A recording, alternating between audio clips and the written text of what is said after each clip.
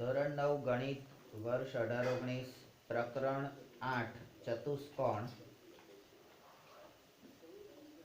આ ચતુષ એટલે ચાર બાજુ અને કોણ એટલે ખૂણા। તો ચારે બાજુ અને ચાર ખૂણા હોય એને આપણે ચતુષ્કોણ કહેવાય। બરાબર, ચાર બાજુ અને ચાર ખૂણા હોય તો એને ચતુષ્કોણ કહેવાશે। બરાબર,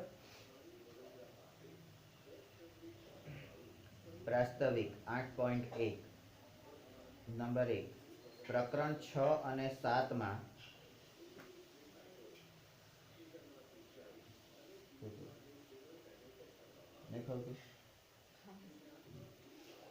પ્રકરણ 6 અને 7 માં આપણે ત્રિકોણના ઘણા ગુણધર્મો વિશે અભ્યાસ કર્યો છે। નંબર 2 તમને ખબર છે, શું ખબર છે કે ત્રણ અસમરેખ બિંદુઓ પૈકી બબ્બેને જોડતા ત્રિકોણ કેવી રીતે મળે છે? ત્રણ અસમરેખ બિંદુઓ પૈકી બબ્બે બિંદુઓને જોડતા જે આકૃતિ મળે છે એને આપણે ત્રિકોણ કહીએ છીએ। તો હવે આપણે ચાર બિંદુ દર્શાવી તેમને કોઈ ક્રમમાં જોડતા શું મળશે એ જોઈએ। બરાબર, તો હવે યાદ કરીએ કે બે બિંદુ ભેગા મળે તો કોણ બનતું હતું? રેખા। ત્રણ બિંદુ અસમરેખ અને એમાં બબ્બેની જોડ તમે જોડી દો તો તમને કોણ મળતું હતું? ત્રિકોણ। હવે ચાર બિંદુ છે તો ચાર બિંદુને તેમને કોઈ એક ક્રમમાં, હજી ક્રમ નક્કી નથી કર્યો કોને કોને જોડવાના। બરાબર, તો કોઈ એક ક્રમમાં જોડતા શું મળશે એ આપણે હવે જોઈએ।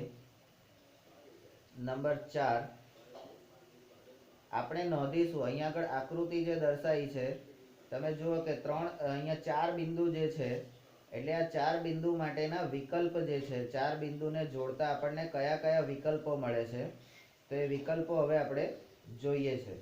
બરાબર, તો આ ચાર બિંદુ દર્શાવતા શું મળશે તો એ વિકલ્પો મળશે અને વિકલ્પો આપણે જોઈએ છે। તો પહેલી આકૃતિ જે છે એની અંદર જો બધા જ બિંદુઓ સમરેખ એટલે કે એક જ રેખામાં હોય તો આપણને એક રેખાખંડ મળશે। બરાબર, તો આ આકૃતિ જે છે એ આકૃતિ શેની છે તો કે રેખાખંડની મળશે। બરાબર છે, ત્યાર પછી નંબર બી, જો ચારમાંથી ત્રણ બિંદુઓ સમરેખ હોય તો ત્રિકોણ મળશે। બરાબર, 1 2 અને 3 અને આ બેને અહીંયા જોડો તો તમને ત્રિકોણ મળશે। બરાબર છે, હવે ત્રીજો વિકલ્પ જે છે, જો ચારમાંથી કોઈ પણ ત્રણ બિંદુઓ સમરેખ ન હોય, અહીંયા સમરેખ હોય અહીંયા સમરેખ ન હોય તો આપણને ચાર બાજુઓ વાળી એક બંધ આકૃતિ મળશે। બરાબર, ચાર બાજુઓ વાળી એક બંધ આકૃતિ મળશે। તો અહીંયા 3 અને 4 જે છે એ ચાર બાજુ વાળી બંધ આકૃતિ।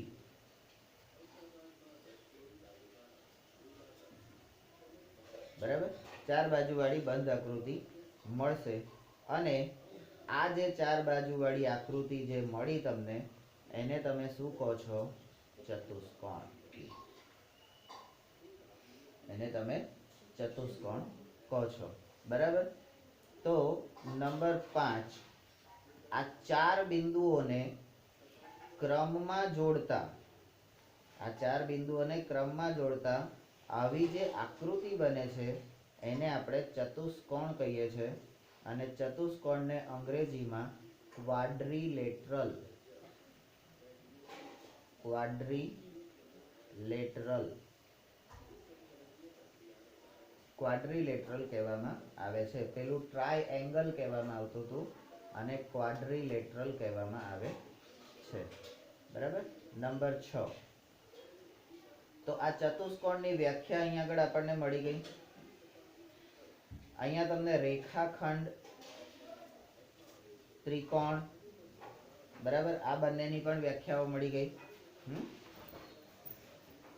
તો આ પુસ્તકમાં, એટલે હવે આ જે પુસ્તકમાં આકૃતિ 8.13 માં જે ચતુષ્કોણ મળે છે, 8.3 માં જે ચતુષ્કોણ મળે છે, એટલે આ ચતુષ્કોણની વાત થાય છે.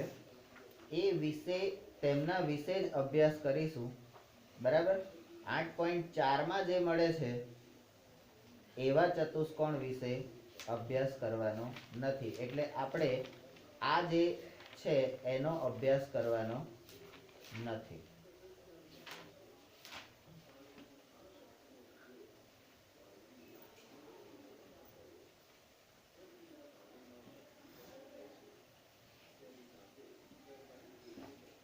એટલે આનો જ અભ્યાસ કરવાનો છે, આનો અભ્યાસ કરવાનો નથી.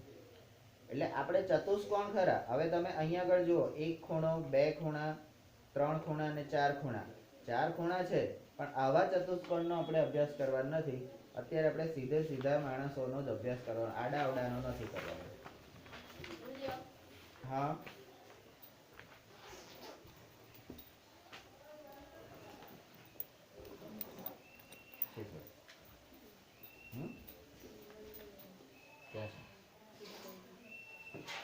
તો હવે આપણે ચતુષ્કોણ વિશેનો અભ્યાસ કરીએ છીએ. ચતુષ્કોણ, બરાબર. હવે આ ચતુષ્કોણને ચાર બાજુઓ, ચતુષ્કોણને ચાર બાજુઓ, ચાર ખૂણા અને ચાર શિરોબિંદુઓ હોય છે. બરાબર.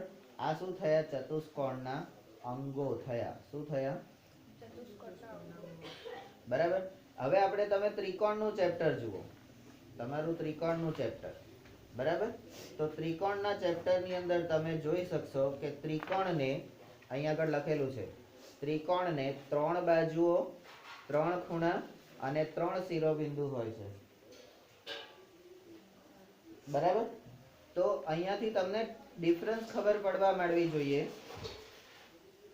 કે આપણે તૈયારી કેવી રીતે કરવાની છે. તો અંગો, બરાબર છે. હવે ચતુષ્કોણ જે છે એને આપણે એક નામ આપીએ ABCD. ચતુષ્કોણને નામ આપીએ છીએ ABCD.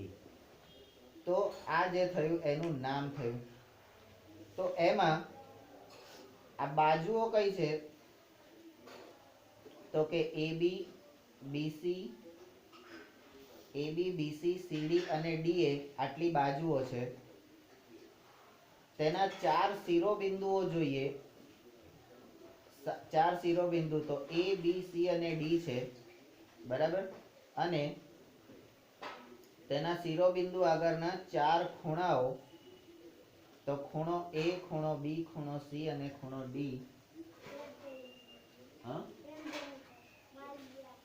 એમ. તો અહીંયા ઉપરના પોઈન્ટમાં ચતુષ્કોણને ચાર બાજુ, ચાર ખૂણા અને ચાર શિરોબિંદુ છે. જે આપણે શબ્દોમાં કીધું એને પોઈન્ટ નંબર 2 માં આપણે ગાણિતિક અભિવ્યક્તિ, ગણિતની રીતે કીધું. તારું ધ્યાન ક્યાં હોવું જોઈએ? કઈ જગ્યાએ આપણે? તો તઈ ધ્યાન રાખ ને તો પડશે બે.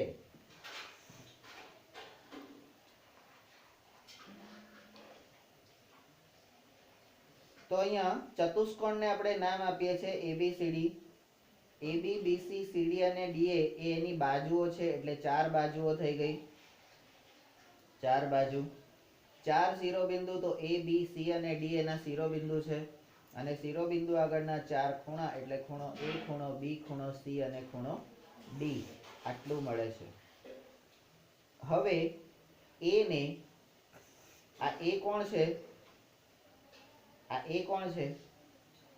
તો એ છે તમારું શિરોબિંદુ. એ કોણ છે? તો શિરોબિંદુ એ ને તેની સામે આવેલા શિરોબિંદુ સી અને આ બી ને ડી સાથે જોડો. એટલે આપણે ત્રિકોણમાં પણ જોયા હતા કે બે બે બિંદુઓને ક્રમમાં જોડતા તમને ત્રિકોણ મળે છે. તો અહીંયા પણ એ ને એની સામેનું બિંદુ જે છે એની સાથે જોડવાનો છે, બરાબર, અને બી ને ડી સાથે જોડવાનો છે, બરાબર. અને ક્યાં જોડેલું છે? તો આકૃતિ 8.2 ની અંદર જે બીજા નંબરનો જે ત્રિકોણ તમને બતાવ્યો છે, એટલે ચતુષ્કોણ બતાવ્યો છે, એની અંદર આ વસ્તુ છે. તો આ જે ક્રોસમાં જોડ્યું, તમે એ ને સી જોડે અને બી ને ડી જોડે જે ક્રોસમાં જોડ્યું, તો અહીં આગળ આ જે જોડતા આપણને શું મળે છે? તો વિકર્ણ મળે છે, બરાબર. તો એસી અને બીડી એ ચતુષ્કોણ એબીસીડી ના બે વિકર્ણો છે. તો અંગોની અંદર, ચતુષ્કોણના અંગોની અંદર બીજું એક વસ્તુ પણ આપણે ઉમેરી શકીએ કે બે વિકર્ણ, બરાબર. તો એને આપણે વિકર્ણ અને ડી કહીશું, બરાબર, અંગોમાં. તો અંગોમાં બાજુ, ખૂણા, શિરોબિંદુ અને વિકર્ણ, બરાબર. બાજુ કેટલી? 4. ખૂણા કેટલા? 4. શિરોબિંદુ કેટલા? 4. પણ વિકર્ણ કેટલા? 2. બરાબર. તો આ વિકર્ણ આવ્યો. એટલે અત્યારે આપણે ચતુષ્કોણના વિવિધ અંગો એના વિશે ભણીએ છીએ, બરાબર, કે ચતુષ્કોણમાં કોનો સમાવેશ થાય છે, બરાબર. હવે એ વસ્તુ અહીંયા પૂરી થઈ ગઈ. ચતુષ્કોણની માહિતી અહીંયા પૂરી થઈ ગઈ, બરાબર. હવે આપણે શું કરવાનું છે? તો કે નંબર 1, આ પ્રકરણમાં, ચતુષ્કોણના આ પ્રકરણમાં આપણે શું ભણવાનું છે? તો આપણે જુદા જુદા પ્રકારના ચતુષ્કોણ,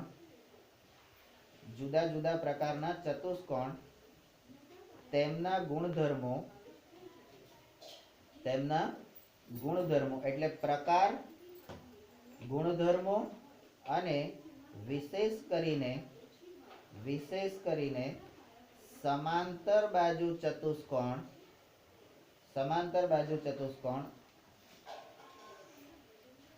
પેરેલેલોગ્રામ, બરાબર, પેરેલેલોગ્રામ વિશે આપણે અભ્યાસ કરવાનો.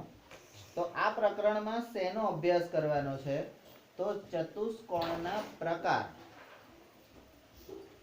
ચતુષ્કોણના કેટલા પ્રકાર છે એ આપણે એનો અભ્યાસ કરવાનો છે. ચતુષ્કોણના ગુણધર્મો, જેવી રીતે ત્રિકોણના ગુણધર્મો આપણને ખબર છે. ત્રિકોણના કયા કયા ગુણધર્મો અત્યારે આપણા ધ્યાનમાં છે, બરાબર. તો પહેલું તો ત્રણેય ખૂણાના માપનો સરવાળો 180 થાય. ત્રિકોણની પરિમિતિ એટલે 3 બાજુઓનો સરવાળો, બરાબર. ત્રિકોણમાં પેલી 3 શરતો, બાબા, બાખુબા, ખુબાખુ અને ખુખુબા, કાકબા, બરાબર. તો એનાથી શું? તો એના આધારે પ્રમેયો. તો પ્રમેયોમાં શું કહે છે?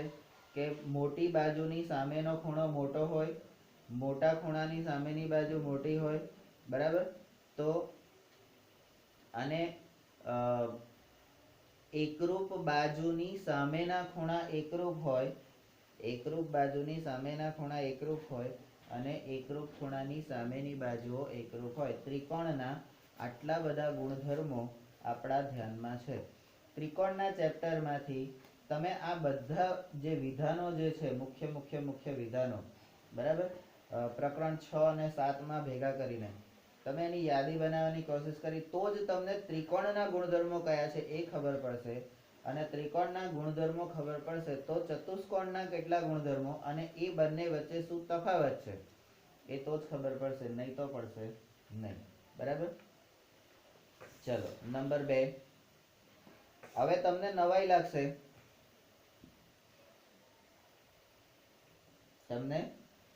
લાગશે, તો આ પ્રકૃતિ જ એવી છે કે બધાને દરેક વસ્તુમાં નવાઈ લાગે. આપણે ગીત કર્યું હતું, હે નવાઈ ભાઈ, હે આવું થયું તા કે નવાઈ ભાઈ, બરાબર.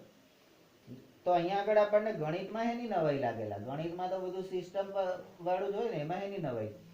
તો કે તોય તમને નવાઈ લાગશે કે શા માટે આપણે ચતુષ્કોણો અથવા તો સમાંતર બાજુ ચતુષ્કોણો વિશે અભ્યાસ કરીશું. એવું તમને કેમ એની અભ્યાસ કેમ કરવાનો?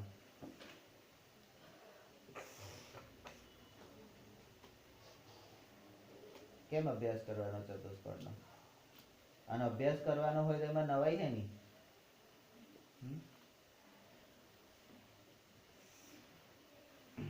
નંબર 3, તમે તમારી આજુબાજુ નજર નાખશો, બરાબર. આપણે ગણિત ચોપડીમાંથી ભણવાનું નથી ભાઈ, ગણિત ચોપડીમાંથી ભણવાનું નથી. તમે તમારી આજુબાજુ નજર નાખશો તો તમને ચતુષ્કોણ આકારની પુષ્કળ વસ્તુઓ, તો કે વ્યવહારિક ચતુષ્કોણ,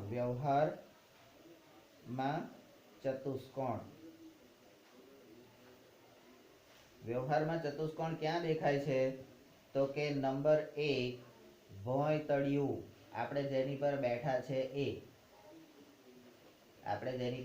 છે એ, એની પર જે આપણે પાથર્યું છે એ. તમે જે પાથરીને બેઠા છો એ લંબચોરસ જેવું જ છે ને, ચતુષ્કોણ, 4 ખૂણા 4 બાજુઓ છે ને. હા, પછી તમારી બાજુમાં જે ઊભી છે એ દીવાલ, બરાબર. તમારા માથે જે પડી છે એ છત, બરાબર. અને તમારા વર્ગખંડની બારીઓ છે, બારીઓ બે બારીઓ છે, હા, બરાબર. ઉપરના રૂમમાં જે કાળું મોટું પાટિયું છે એ બ્લેક બોર્ડ, બરાબર. અહીંયા આગળ આપણું બ્લેક બોર્ડ કયું? તો અહીંયા આગળ આજે મારી પાછળ દેખાય છે ને એ. આપણે પહેલા આની પર દાખલા ગણતા હતા. એક જણ દાખલા ગણાવે ને બાકી બેઠા બેઠા દાખલા ગણે, બરાબર. આપણું બ્લેક બોર્ડ તરીકે જ યુઝ કરતા હતા આપણે. આની પર તમે ચોક ભીનો કરીને લખો એટલે કમ્પ્લીટ, કોઈ કડોલ મારવાની જરૂર નહીં, બરાબર. પછી કે છે બીજું, તો કે ડસ્ટરની દરેક સપાટી. હવે આખું ડસ્ટર નથી કીધું, આખું ડસ્ટર એ ઘન પદાર્થ થઈ જાય, પણ ડસ્ટરની દરેક સપાટી. તો ડસ્ટરને તમે આમ મૂકેલું છે ડસ્ટર, તો તમે અહીંયા નીચેથી જુઓ છો તો એ ચતુષ્કોણ, ઉપરથી જુઓ છો તો એ ચતુષ્કોણ, બાજુમાંથી જુઓ છો તો ચતુષ્કોણ, આ બાજુથી જુઓ છો, આ બાજુથી જુઓ છો, આ બાજુથી જુઓ છો, તો એ બધા શું થયા? એના પૃષ્ઠ થયા. શું થયા? હા, શું થયા? હા. તો એ પૃષ્ઠની પૃષ્ઠ એટલે સપાટી, બરાબર છે. F પછી G, તમારા પુસ્તકના દરેક પૃષ્ઠ, મેં કીધું એમ, તમારું પાનું જુઓ તો આ પાનું ચતુષ્કોણ છે, 4 ખૂણા 4 બાજુઓ, 4 શિરોબિંદુ છે કે કોકને વધારે છે? અમુક ને જોઈન્ટ હોય ને તો એને વધારે હોય. અમુક પેજમાં ખબર છે અમુક પર જોઈન્ટ હોય છે તો એને વધારે હોય, બાકી 4 જ હોય. G પછી H, અભ્યાસ કરવાના તમારા મેજ ની ઉપરની બાજુ. આ મેજ કોણ છે ભાઈ? મેજ કોણ છે? ટેબલ, બરાબર. ટેબલ નું ગુજરાતી છે મેજ. ચાલુ 5મા ધોરણમાં ગુરુજી ભણ્યા હતા, હે, પણ હજી યાદ છે. એટલે આપણને યાદ નથી રહેતું એવું તો છે જ નહીં. 1 મહિના પહેલાથી 14મી જાન્યુઆરીએ ઉત્તરાયણ આવે છે, યાદ હતું કે નહીં? હે, પણ 26મી જાન્યુઆરી યાદ આવશે કે ના? એને આપણે શું લાગે વળગી? ઉત્તરાયણમાં તો મહિના પહેલાથી પતંગો આવી જાય, દોરી પીવડાઈ જાય, બધું કેટલું બધું કરવાનું, ગુંદર પટ્ટી, ભાત ચોંટાડવાનો આ તે. તો મેજની ઉપરની બાજુ, તમે અત્યારે જે બેન્ચીસ ઉપર બેઠા છો એ બેન્ચીસ પણ તમારી લંબચોરસ છે અને એને પણ 4 ખૂણા 4 બાજુ અને 4 શિરોબિંદુ છે. હવે આમાંની કેટલીક વસ્તુ અહીંયા દર્શાવેલી છે, એટલે નંબર તમારો 3 પછી આવ્યો 4. કેટલીક વસ્તુ દર્શાવેલી છે, એટલે ઉદાહરણ અહીંયા તો કે કાળું પાટિયું બતાવ્યું છે, આપણને બધાને ખબર છે, પુસ્તક બધાએ જોયું છે, અને મેજ એટલે કે ટેબલ પણ આપણે બધાએ જોયું છે. આ ટેબલ એટલે કે મેજ જોયું છે એવું થોડું, હે ટેબલ એટલે કે મેજ જોયું છે તો ટેબલ એટલે મેજ ના કહેવાય. તમે મેજ કોને તો એ મેં એકલા જ જોયું છે એવું થાય. તો પ્રોનાઉન્સિએશન ઉચ્ચાર કેવો હોવો જોઈએ? મેજ, ઉપર છલ્લો મેજ, બરાબર. તમે મેજ કોને તો આખું બદલાઈ જાય, બરાબર. એટલે શબ્દોનો કેવી રીતે, ક્યાં અને કયા ઢાળમાં ઉપયોગ કરો છો એનું પણ મહત્વ છે. નંબર 5, જો આપણી આસપાસ નજરે પડતી મોટા ભાગની વસ્તુઓ કે જે વિશિષ્ટ ચતુષ્કોણ આકારની હોય છે એને શું કહેવામાં આવે છે ભાઈ? લંબચોરસ.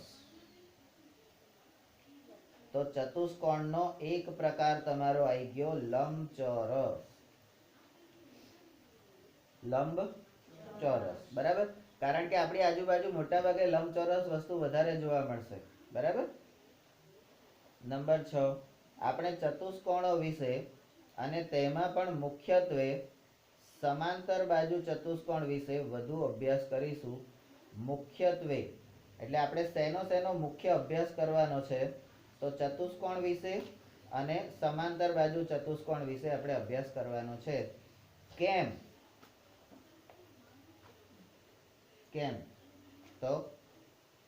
તો કે ટેલ મી વાય. તો કે કારણ કે આ લંબચોરસ જે છે એ સમાંતર બાજુ ચતુષ્કોણ છે. તો આ શું થયો? લંબચોરસનો એક ગુંધ કહેવાય ને. ગુંધ એટલે ગુણધર્મ. અને લંબચોરસનો એક આ ગુણધર્મ થયો.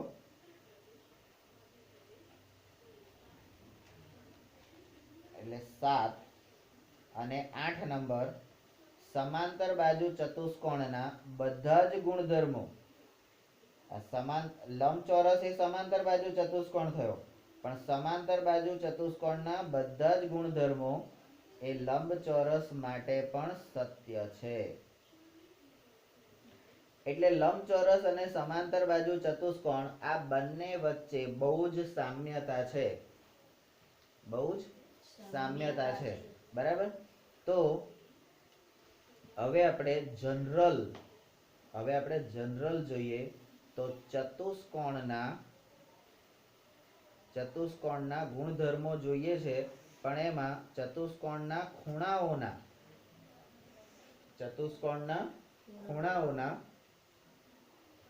સરવાળાનો ગુણધર્મ. ખૂણાના સરવાળાનો ગુણધર્મ. તો ચતુષ્કોણના ખૂણા કેટલા ભાઈ? કયા? ખૂણો A, ખૂણો B, ખૂણો C અને ખૂણો D, બરાબર. તો આ ત્રણેય ખૂણાનો સરવાળો કેટલો થાય? અરે હા બેન, આટલો બધો ગુસ્સો કરે છે. ગુસ્સો મારે કરવાનો હોય તારે કરવાનો હોય? તો ચતુષ્કોણના ચારે ખૂણાનો સરવાળો 360 થાય એવું કોણે કીધું? ગુરુજી. માલા દીદી 2 દિવસ પહેલા એવું કહેતા હતા કે આ ચતુષ્કોણ છે ને, ચતુષ્કોણ 6ઠા 7મામાં ભણાયા છે મેં, અને હમણાં જે ચેપ્ટરો મેં અહીંયા સોફ્ટવેરમાં જોયા હતા, બરાબર. તો જે વસ્તુ 6ઠા 7મામાં તમે ભણી ગયા છો, તો એ તમને અત્યારે 9મામાં આવડી જોઈએ કે નહીં? એ ગુણધર્મો ક્યાંથી આવે છે? આગળથી ખેંચાઈને આવે છે, બરાબર. તો નંબર 1, આપણે ચતુષ્કોણના ખૂણાના સરવાળાનો ગુણધર્મ યાદ કરીએ. હવે યાદ કોને કરવાનું હોય? કે જે તમારા જીવનમાં બની ગયેલી ઘટના હોય એને યાદ કરવાનું હોય. ભણી ગયેલી ઘટના હોય એને યાદ કરવાનું હોય, બરાબર. જે ભણવાની હોય એને યાદ થોડી કરવાની હોય. જે ભણવાની હોય એને તો સમજવાની હોય, પણ યાદ કરવાનું કીધું છે. ધેટ મીન્સ કે એ વસ્તુ આગળ તમે ભણી ગયા છો એટલે એને ફરી ફરી યાદ કરો. અને એટલા માટે તો આપણે મમ્મી પપ્પાને ફરિયાદ કરીએ છે, ફરી યાદ કરીએ છે. મમ્મી પપ્પાને ફરી યાદ નહીં કરતા કે આજ ગુરુજીએ માર્યું? ના ખબર પડી? શું ખબર પડી? તો અહીંયા ફરી યાદ કરવાનું છે, તો એ જ કરો છો ને તમે. શું? હા, ચલો નંબર 2. હવે આ ખૂણાના ચતુષ્કોણના ખૂણાના સરવાળાનો ગુણધર્મ શું છે? તો અહીંયા ગુણધર્મ તો કે ચતુષ્કોણના ચારે ખૂણાઓનો સરવાળો 360 છે. ત્રિકોણના ત્રણેય ખૂણાઓનો સરવાળો 180 છે. એક જ ખૂણો વધી જાય છે, એક જ ખૂણો વધી જાય છે તો ડાયરેક્ટ ડબલ થઈ જાય છે. ત્રિકોણમાં 180 અને એક ચોથો ખૂણો અંદર ઘૂસ્યો એની સાથે ડબલ થઈ ગયા. 18 દુ 36, 360. બરાબર? કેમ? તો કે અહીં આકૃતિમાં જુઓ કે વિકર્ણો દ્વારા તમને ચતુષ્કોણમાં 2 ત્રિકોણો મળે છે. વિકર્ણો દ્વારા ચતુષ્કોણમાં 2 ત્રિકોણ મળે છે. તો એક ત્રિકોણનો સરવાળો 180 તો બીજાનો કેટલો થાય? 180 જ થાય ને. અને 180 વત્તા 180 કેટલા થાય? 360. બરાબર? એટલે 360. બરાબર? અને એ કોના લીધે થાય છે આ 360? તો અહીંયા આપેલું જ છે. ચતુષ્કોણમાં 2 ત્રિકોણો કેવી રીતે? તો કે ચતુષ્કોણમાં એક વિકર્ણ દોરી ચતુષ્કોણને 2 ત્રિકોણોમાં વિભાજિત કરી આ ગુણધર્મની કાતરી કરી શકાય છે. બટાકાની કાતરી નહીં, હા, ખાતરી કરી શકાય છે, ચકાસી શકાય છે, સાબિત કરી શકાય. એ લોકો સાચું કે છે એવું તમે માની શકો છો. અહીંયા આકૃતિમાં તમને બતાવ્યું છે કે એસી વિકર્ણ દોર્યો તો 2 ત્રિકોણ બન્યા. તો 2 ત્રિકોણ, એક ત્રિકોણના 180 તો બીજા ત્રિકોણના 180 તો 180 વત્તા 180 એટલે 360 થાય. તો ચતુષ્કોણના ચારે ખૂણાનો સરવાળો કેટલો થાય? 360 થાય. બરાબર? તો આ ખાતરી કરીએ છે. તો હવે સાબિતી. ધારો કે એટલે ગાણિતિક અભિવ્યક્તિ.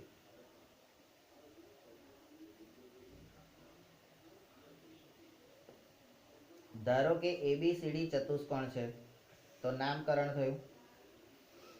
એસી વિકર્ણ છે. બરાબર? એસી વિકર્ણ છે તો સાબિતીમાં આ નંબર 1 આપણે હવે ચકાસણી કરીએ છીએ ખરેખર 360 થાય છે કે નહીં. બરાબર? તો જ્યારે તમને પરીક્ષામાં પૂછે કે ભાઈ ચતુષ્કોણના ખૂણાના સરવાળાનો ગુણધર્મ સાબિત કરો, બરાબર, તો તમારે વિધાન લખવાનું કે ચતુષ્કોણના ચારેય ખૂણાનો સરવાળો 360 છે. બરાબર? પછી આવી આકૃતિ દોરવાની. આકૃતિમાં એક ત્રિકોણ દોરવાનો અને ત્રિકોણ દ્વારા આપણે ચતુષ્કોણને 2 ત્રિકોણમાં વિભાજિત કરી શકીએ છીએ. અને એની સાબિતી તો એક ચતુષ્કોણમાં એક વિકર્ણ દોર્યો, એનાથી શું મળ્યું? વિકર્ણ દ્વારા તો ત્રિકોણ એડીસી ના ખૂણાનો સરવાળો અને ત્રિકોણ એડીસી ના ખૂણાનો સરવાળો અને ત્રિકોણ એબીસી ના ખૂણાનો સરવાળો. બરાબર? તો આ રીતે 2 ત્રિકોણો તમને મળશે. તો ત્રિકોણના ત્રણેય ખૂણાનો સરવાળો કેટલો થાય? તો કે ખૂણો ડીએસી વત્તા ખૂણો એસીડી વત્તા ખૂણો ડી બરાબર 180. એને આપણે પરિણામ નંબર 1 કહીશું. પછી તે જ પ્રમાણે ત્રિકોણ એબીસી એટલે બીજો ત્રિકોણ જે છે નીચેનો. બરાબર? અહીંયા પહેલો ત્રિકોણ એટલે ઉપરનો અને 2 નંબર એટલે બીજો નીચેનો. તો નીચેના ત્રિકોણમાં શું? તો કે ખૂણો સીએબી વત્તા ખૂણો એસીબી વત્તા ખૂણો બી બરાબર 180 થાય. બરાબર? એને તમે પરિણામ નંબર 2 કહી દો. હવે સ્ટેપ નંબર 4, પરિણામ 1 અને 2 નો સરવાળો કરતા. પરિણામ 1 અને 2 નો સરવાળો કરતા, બરાબર.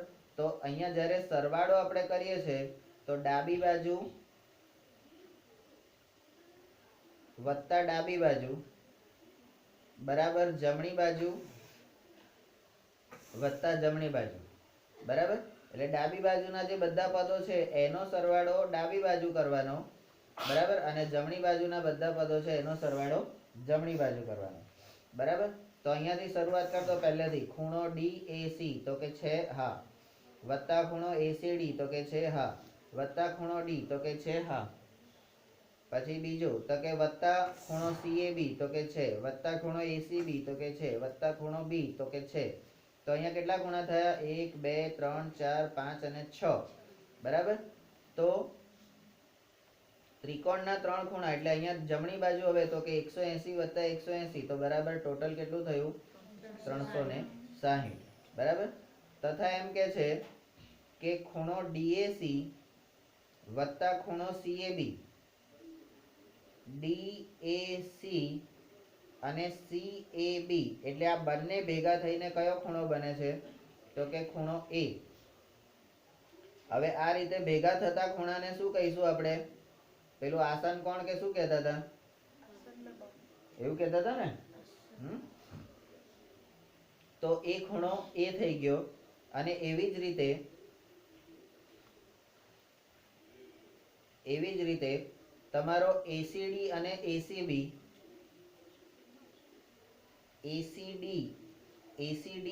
અને ACB, બરાબર, એટલે એનાથી બને છે ખૂણો C, બરાબર. તો હવે આ DAC ને ACD ની DAC અને CAB એ બેની જગ્યાએ તમે એટલે DAC એટલે આવયા અને CAB એટલે આવયા, આ બેની જગ્યાએ તમે લખી દો કે તમારો ખૂણો A અને ACD અને ACB આ બે ભેગા થાય ત્યાં આગળ તમે ખૂણો લખો C, બરાબર. તો એના પરથી હવે તમે લખી શકો સ્ટેપ નંબર 5 કે ખૂણો A વત્તા ખૂણો D વત્તા ખૂણો B વત્તા ખૂણો C બરાબર 360, બરાબર. ચારે ખૂણાનો સરવાળો 360 છે. તો નંબર 6 ચતુષ્કોણના ચારેય ખૂણાઓનો સરવાળો 360 છે એવું આ વિધાન આપણે સાબિત કરી શક્યા. કોના આધારે? હવે આના માટે આપણે આધાર કોનો લીધો? તો કે એક વિકર્ણનો આધાર લીધો. હા, એક વિકર્ણનો આધાર લીધો. વિકર્ણ દ્વારા શું થયું? તો કે એક વિકર્ણ દોર્યો એના કારણે બે ત્રિકોણ મળી ગયા અને ત્રિકોણના ગુણધર્મો તો આપણને ખબર જ છે. તો જે વસ્તુ ખબર છે એના આધાર ઉપર જે નથી ખબર એ વસ્તુ આપણે સમજ્યા, બરાબર. અને એના પરથી આપણે નવો એક નિયમ બનાવ્યો કે આવું હોય તો આવું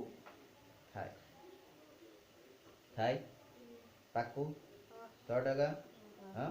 હવે કે છે એટલે ચતુષ્કોણનો એક ગુણધર્મ જે છે, જેમ ત્રિકોણનો ગુણધર્મ હતો કે ત્રણેય ખૂણાના સરવાળો માપનો સરવાળો 180 થાય, એમ ચતુષ્કોણના ચારેય ખૂણાના માપનો સરવાળો 360 થાય.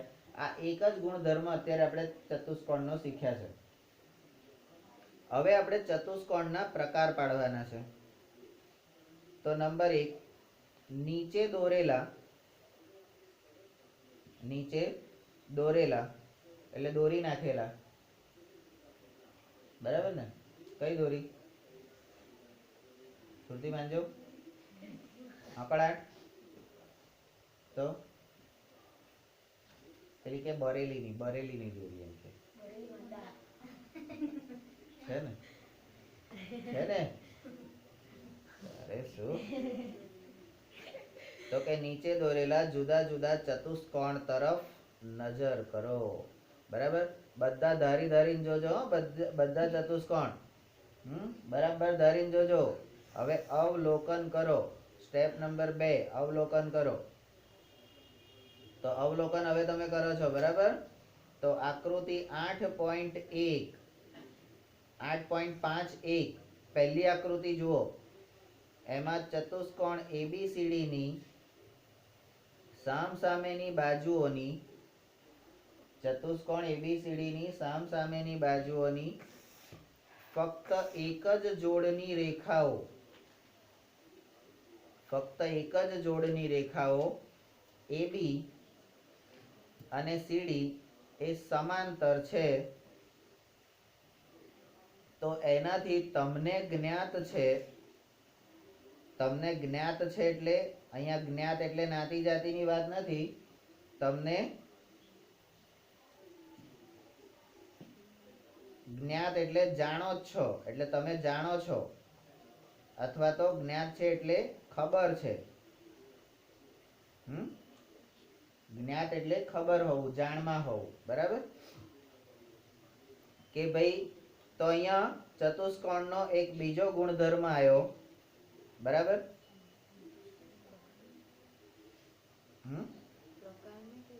તો પ્રકાર એ ગુણધર્મ પર જ આવશે ને. બરાબર? તો પહેલો પ્રકાર આવ્યો કે જે ચતુષ્કોણમાં સામસામેની બાજુઓની એક જ જોડ, અહીંયા સામસામેની બાજુઓની કેટલી જોડ હોય? 1 અને 2. સામસામેની એક આ અને એક આ, બે જોડ હોય, એમાંની ફક્ત એક જ જોડ જો સમાંતર હોય તો એવા ચતુષ્કોણને સમલંબ ચતુષ્કોણ કહેવામાં આવે છે. સમલંબ. અને લંબ હોય એટલે ખબર પડી ગઈ ને, લંબ શું કરે? બરાબર? તો એ સમલંબ ચતુષ્કોણને અંગ્રેજ લોકો શું કહે છે? તો કે ટ્રેપેઝિયમ કહે છે. ટ્રેપેઝિયમ.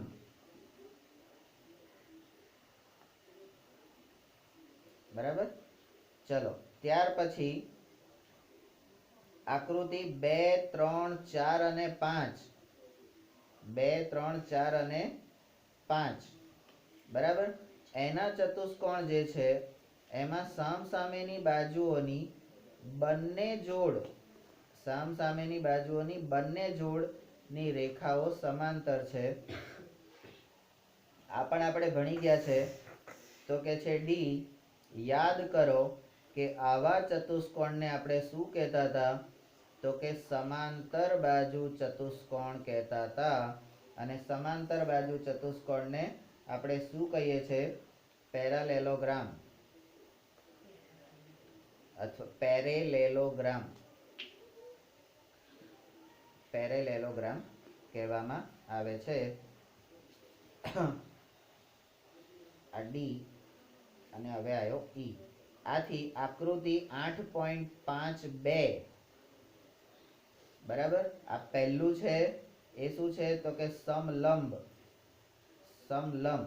બરાબર? 8.52 જે છે એ શું છે? તો કે સમાંતર. એનો ચતુષ્કોણ PQRS એ સમાંતર બાજુ ચતુષ્કોણ છે.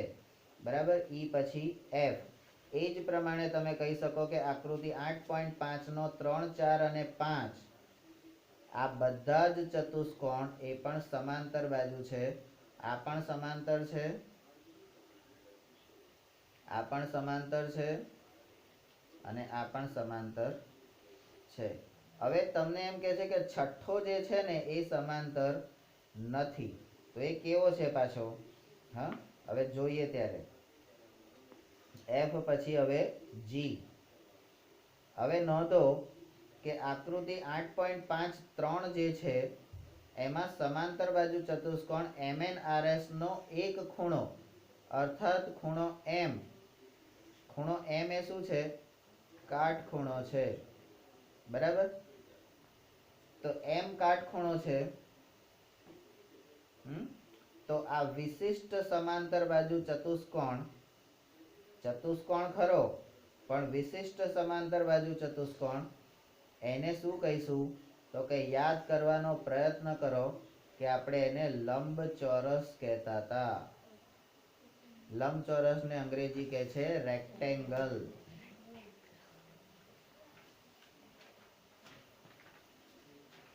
બરાબર? તો લંબચોરસ આપણે કહીએ છીએ.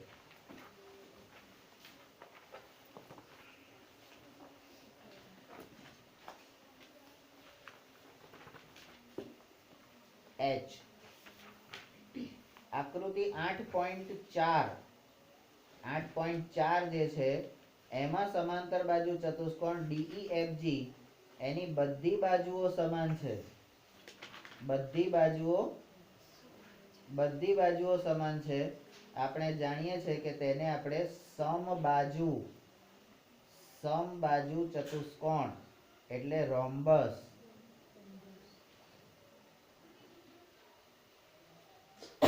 સમબાજુ ચતુષ્કોણ એટલે રોમ્બસ કહીએ છીએ. આકૃતિ 8.5 એની પાંચમી આકૃતિ એમાં જે સમાંતર બાજુ ચતુષ્કોણ ABCD છે એમાં ખૂણો A જે છે એ કાટખૂણો છે અને બધી જ બાજુઓ સમાન છે. ખૂણો એ કાટખૂણો છે, બધી બાજુઓ સમાન છે, તો તેને આપણે શું કહેતા હતા? ચોરસ. અને ચોરસને અંગ્રેજીમાં કહે છે સ્ક્વેર. પછી જે આકૃતિ 8.56 8.5 ની હવે છઠ્ઠી આકૃતિ પેલું પતંગિયું એનો ચતુષ્કોણ ABCD છે એમાં AB બરાબર CD AB કઈ છે? આ AB અને CD એટલે અહીંયા આગળ સામસામેની નહીં પણ પાસેની બાજુ સમાન. પાસેની બાજુ સમાન છે તો એવા ચતુષ્કોણ અને AB બરાબર CB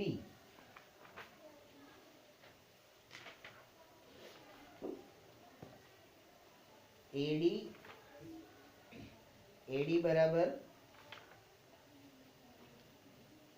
બરાબર CD અને આથી આ બરાબર એટલે પાસેની બાજુઓ જે છે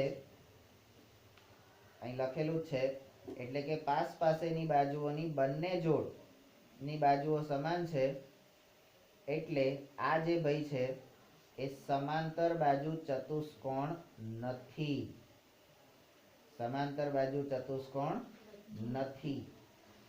તો એને શું કહેવાય છે? તો કે પતંગાકાર ચતુષ્કોણ કહેવામાં આવે છે. અને પતંગને શું કહે છે ભાઈ? કાઇટ કહે છે. શું કહે છે? કાઇટ. બરાબર. તો અહીંયા આપણે હવે નોંધીશું કે H પછી જે પછી K ચોરસ, લંબચોરસ, સમબાજુ ચતુષ્કોણ આ બધા કેવા છે? સમાંતર બાજુ ચતુષ્કોણ છે. બરાબર. કે પછી L. આ ચોરસ જે છે એ લંબચોરસ તેમજ સમબાજુ ચતુષ્કોણ છે. ચોરસને લંબચોરસ પણ કહે છે અને સમબાજુ ચતુષ્કોણ પણ કહે છે કારણ કે ચોરસમાં બધી બાજુ કેવી હોય? સરખી હોય. L પછી M.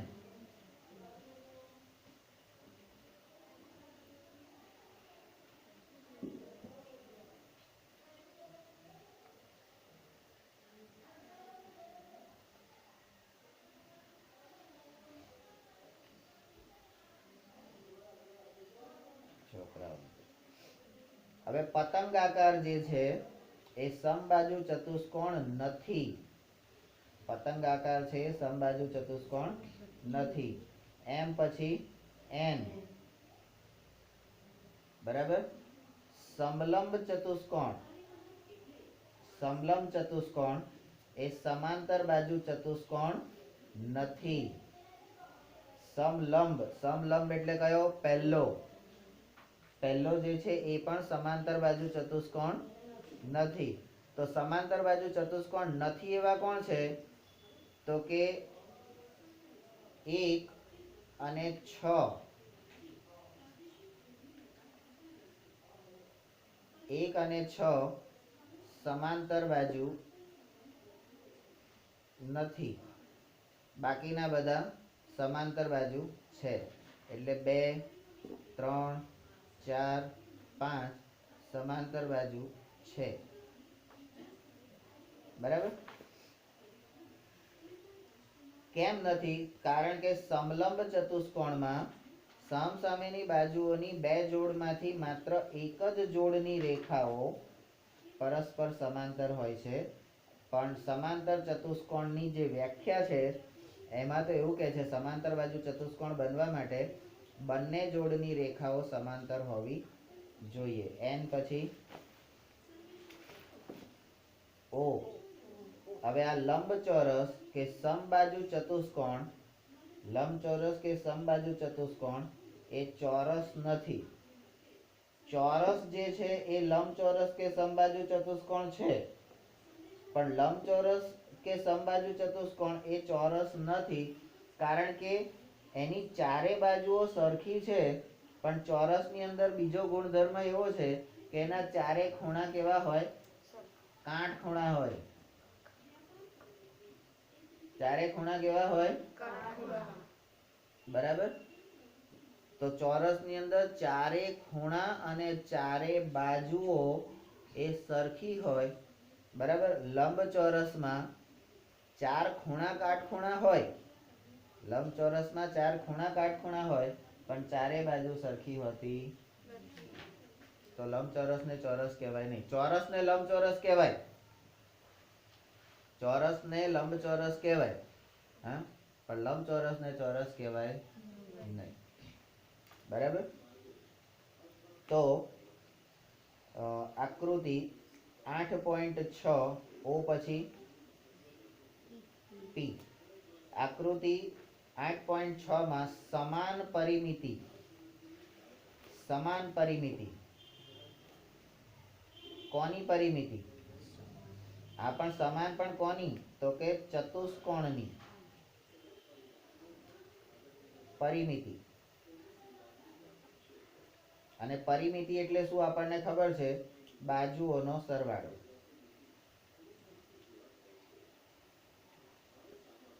પરિમિતિ એટલે બાજુઓનો સરવાળો.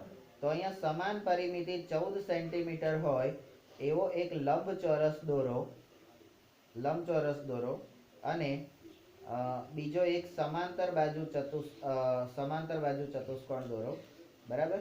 તો અહીંયા એડીની લંબાઈ એ 4 સેન્ટીમીટર છે, આની 3 છે, એટલે આની આ બીસીની લંબાઈ કેટલી થશે તમારી? 4 સેન્ટીમીટર. અને આની ઉપર કેટલી થશે? 3 સેન્ટીમીટર. બરાબર. તો હવે આ 4 + 3 7, 7 + 4 11, 11 ને 3 14. તો પરિમિતિ 14 થઈ ગઈ. બરાબર. એવી રીતે અહીંયા પણ સેમ વસ્તુ થશે. 4 સેન્ટીમીટર અને 3 સેન્ટીમીટર. બરાબર. તો એના પરથી હવે આપણે શું શીખવાનું છે? તો કે નંબર સ્મોલ a, સમાંતર બાજુ ચતુષ્કોણનું ક્ષેત્રફળ. સમાંતર બાજુ ચતુષ્કોણનું ક્ષેત્રફળ. બરાબર. તો ડીપી. આ ડીપી શું છે? તો વિકર્ણ. ડીપી ગુણ્યા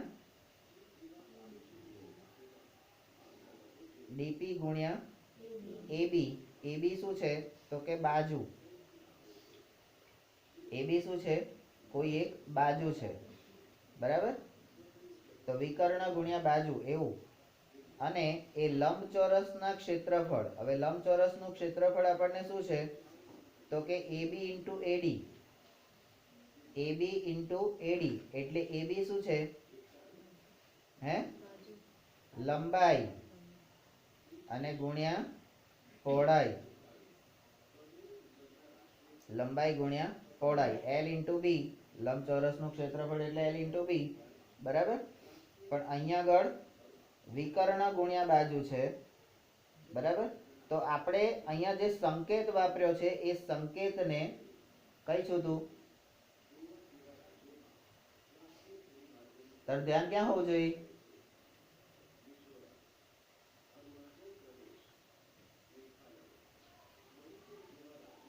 તો અહીંયા જે સંકેત અહીંયા ડીપી, તો ડીપી શું છે એ આપણને ખબર હોવી જોઈએ. બરાબર. એબી શું છે એ આપણને ખબર હોવી જોઈએ.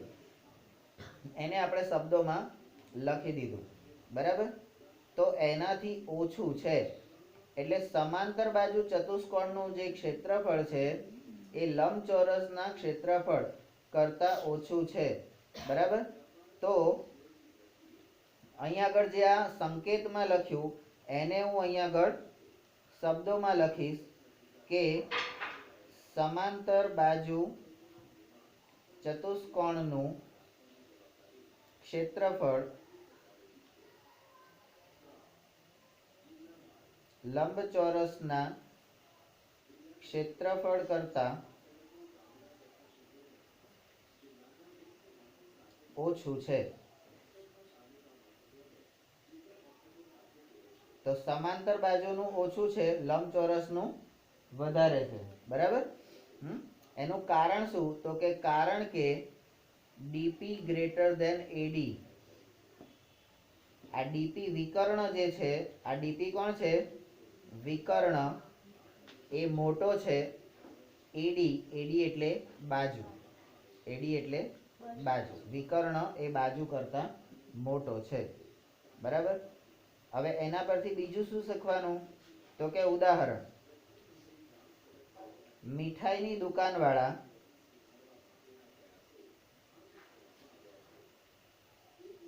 મોહનથાળ ખાવો પડશે.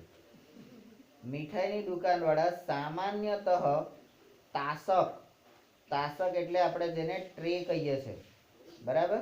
એ લોકો તાસક એટલે ખબર છે ને, પેલું મોહનથાળ જેમાં ઠારે પેલું લંબચોરસ આકારનું હોય છે, બે બાજુથી પકડવાનું. હે, લગ્નોમાં કામ કર્યું હોય તો ખબર પડે ને, જઈ જઈને ડોજું ભરીને આવતા રહ્યા હોય તો કશી ખબર ના પડે. રસોડામાં જઈને કામ કર્યું હોય તો ખબર પડે કે આને તાસક કહેવાય. હા, આમ પેલા કાપા પાડવાના, પીસ પાડવાના ને એવું બધું કરેલું છે. હા, કર્યું નહીં હોય, જોયું જશે ખાલી. હા હા, તારે શું. તો એ તાસકમાં વધારે ટુકડાઓનો સમાવેશ કરી શકે તે માટે બરફીને સમાંતર બાજુ ચતુષ્કોણના આકારમાં કાપે છે. આપણે બરફી કાપીએ છીએ તો કેવી રીતે કાપીએ છીએ? મોહનથાળ કે બરફી આખું તાસકમાં એને તો માલ ગરમ પેલું રેડી દીધું હોય, ગરમ પ્રવાહી હોય રેડી દીધું હોય, પછી એ ઠરી જાય, આખી રાત એને ઠરવા દે અને હવાર છરી લઈને બેહવાનું. બરાબર. આમથી આમ પહેલા ઊભા ઊભા લીટા પાડો, પછી આમ ફેરવી દો, પછી કે આડા આડા લીટા પાડો. હે, અમુક પાછા નમૂના હોય ને, બહુ ફાવટ આવી ગઈ હોય, એ પહેલેથી ત્રાંસા પાડે, આમ અહીંથી આમ, પછી આમ. તમે આમ પાડો કે આમ પાડો, સમાંતર બાજુ ચતુષ્કોણ જ થશે.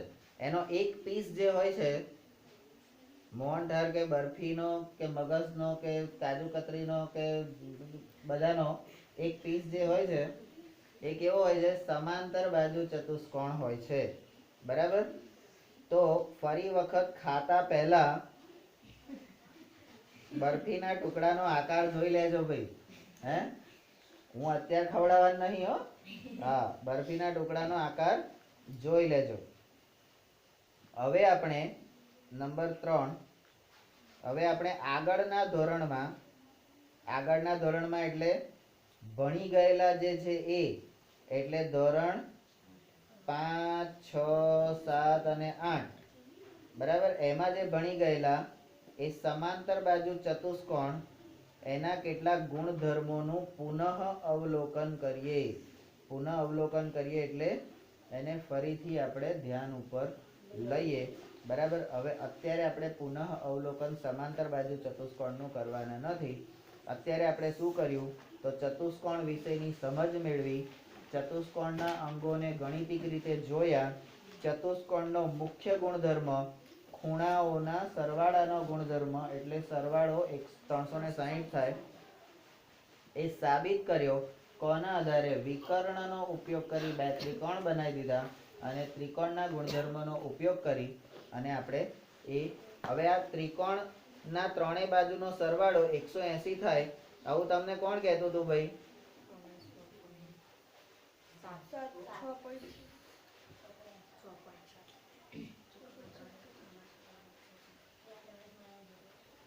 હવે આ તમે અહીંયા લખવા તમને ખબર છે, તમે જાણો છો, તોય તમે અહીંયા લખો છો. કેમ લખો છો?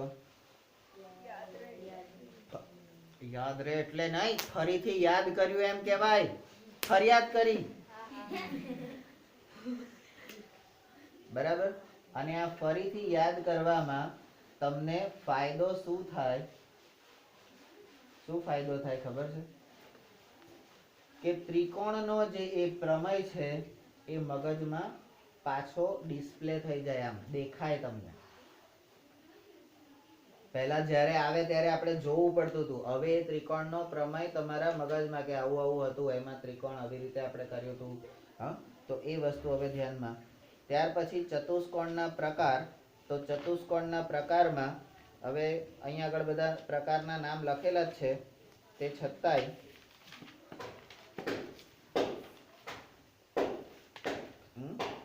છતાંય હું એ નામ લખું છું. બરાબર. તો આપણે ક્રમમાં અહીંયા લખીએ પ્રકાર, એટલે પ્રકારમાં અહીંયા આમ લીટી દોરી અને અહીંયા આગળ લખવાનું. એક પ્રકાર છે સમલંબ. બરાબર. પછી સમલંબ પછી બીજો પ્રકાર છે સમાંતર બાજુ. બરાબર.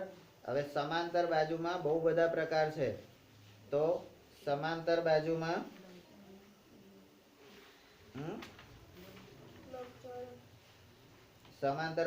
પહેલો છે લંબચોરસ.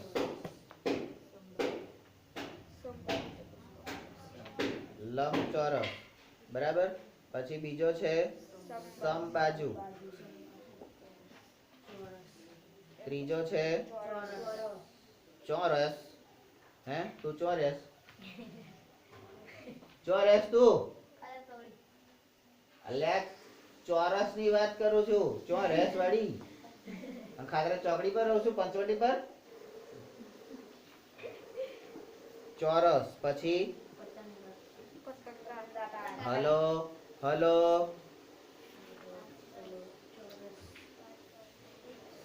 સમબાજુ ચોરસ. સમબાજુ ચોરસ. બરાબર. અને એટલે પ્રકારમાં કયા આવશે? તો સમલંબ, સમાંતર અને ત્રીજો છે પતંગાકાર. પતંગાકાર. બરાબર. અને સમાંતરમાં 3 પ્રકાર: લંબચોરસ, સમબાજુ અને ચોરસ. બરાબર. તો એ રીતે એનું પ્રકાર જોયા. બરાબર. હવે આ ચોરસ, લંબચોરસ અને સમબાજુ